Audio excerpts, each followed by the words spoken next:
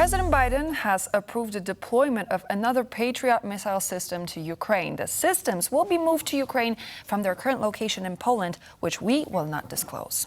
Now, this move is aimed to improve security of the Ukraine airspace.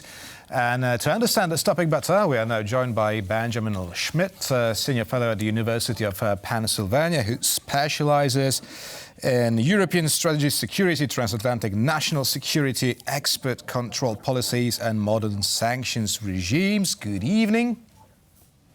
Good evening. How are you doing?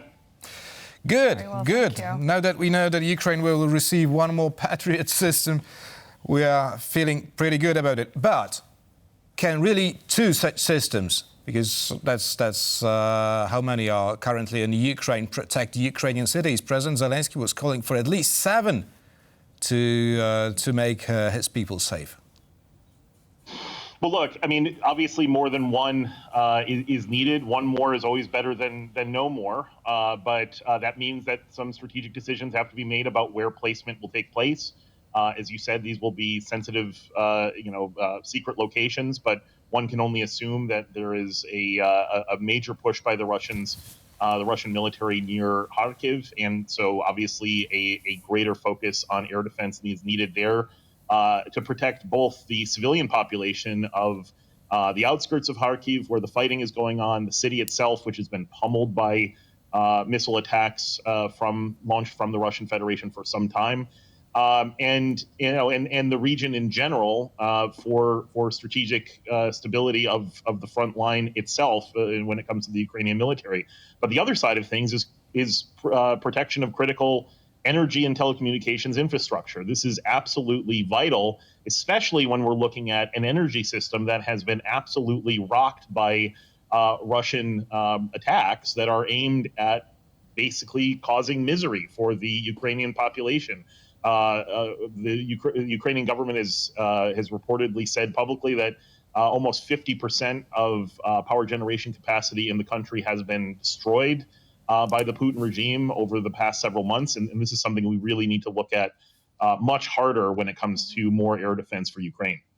You mentioned that obviously the power grid, the destruction of the power grid affected not only the military and the armament, but also the people. And hence we see the Patriot system, another Patriot system being sent to Ukraine. Isn't this a little too late, simply because we've been looking at the destruction of the power grid for quite some time already? Well, look, I was asked at the very beginning of this large-scale invasion because my focus in academia is on critical infrastructure protection, European energy security, and sanctions policy. And I was asked going into the first winter of this large-scale invasion of Ukraine by Russia, what the biggest energy security priority was going into that year in 2022.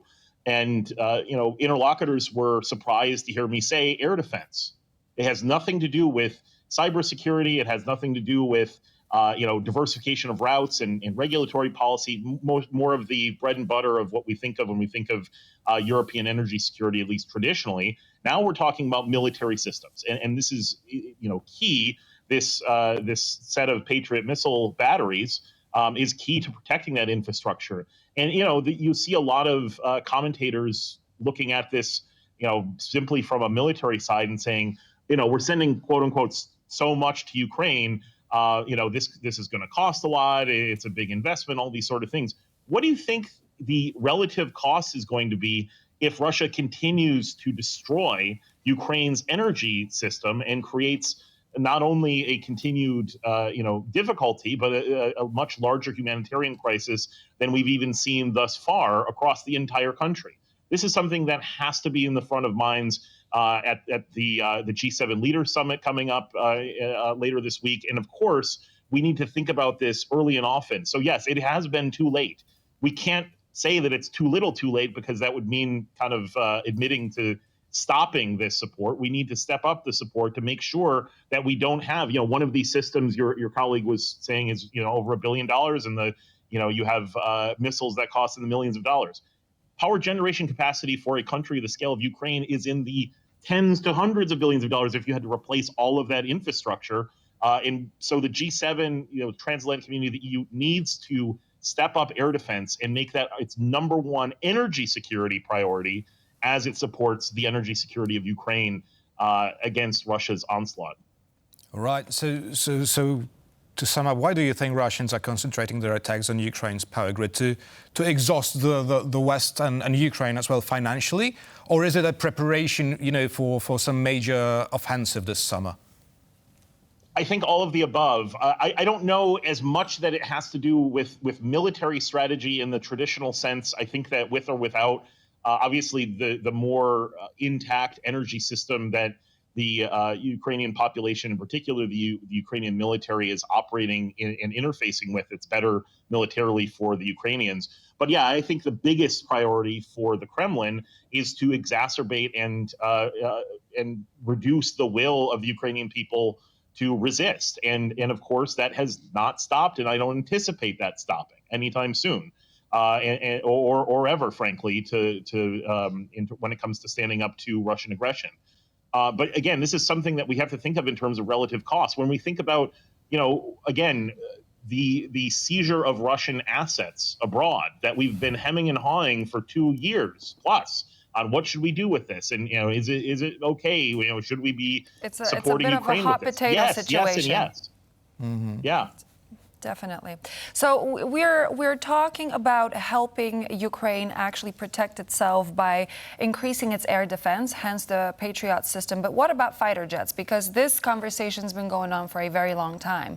Are we to expect certain countries in the West making the decision of sending these fighter jets? We know, for example, in the UK, there is a training program as well for the pilots. There were a number of pilots that were already trained for fighter jets. However, President Zelensky is still calling for these fighter jets to actually make it. So what's in the cards? Is there any chance at all for these to actually make it across to Ukraine? I think there has to be a chance. I mean, look, I think that there were some early on in this discussion of F-16s, the Swedish Gripen and other sort of advanced fighter jet systems for Ukraine beyond what they already have to stand up to Russian forces. I think there were some that were, kind of the same leaders in the transatlantic community that have been drip feeding every one of these systems and slowly giving Patriots and slowly giving ATACMS and all of these sort of things that really thought, well, maybe we'll promise this and hopefully the war will be over so we don't have to really follow up and have this be used in theater. Well, now guess what? That is absolutely something that needs to be used in theater. The United States and the EU and NATO in particular needs to step up the volume and the bandwidth for pilot training programs, because we're going to end up with more planes given to Ukraine than pilots that can fly them. And there's a lot of pilots that are willing and able to fly them, not only from Ukraine, but of course in the short term from the West. That it could be volunteers, just like the international fighters that have supported Ukraine from the start, coming in as volunteers. So again, we really need to think of these as air defense systems, first and foremost, to supplement things like Patriots, and also to protect Ukrainian civilians and help basically ensure that Russia does not have air superiority, which they haven't had, in a broad sense throughout the country since the start of the war, and make sure they never do, so that Ukraine can start to have sights on a counteroffensive, hopefully later this year or next year. Sides on counteroffensive, you say, but first they'll need to repel the Russian attack, which is just around the corner, and I'm wondering whether Ukrainians are really prepared for that, because as we know, there are no F-16s flying over Ukraine yet. We know, on the other hand, that the trenches are being dug in Ukraine, but is there enough manpower to stop the Russian third major attack on Ukraine? Well, there has to be. That's for sure. I know that the Zelensky's presidential office is working on a variety of recruitment strategies for more manpower at the front, along the front, and I think that's just going to be a continued area of discussion on how to maintain the level of personnel. And also personnel training. It's not just enough to have folks join the military, especially when we're talking about these advanced systems. we in the West need to step up our training programs. There's systems like the F-16 that the Department of Defense says, well, we can train about 12 fighter pilots at a time in the United States. That's unacceptable. Maybe that's how we do it in peacetime, but we need to figure out contingencies to get these guys trained up and in the field and in theater fast as possible. And so that absolutely has to be part of this. And again, it's not just for military purposes. It's for, let's say, even the most pragmatic watcher of Russia's war against Ukraine that may not support Ukraine as much as you or I do. It's still going to cost us a lot to support Ukraine if the war stopped now. And so the idea of allowing Russia to continue to pummel all of this critical infrastructure across the entire country, we're going to end up picking up the tab. So we may as well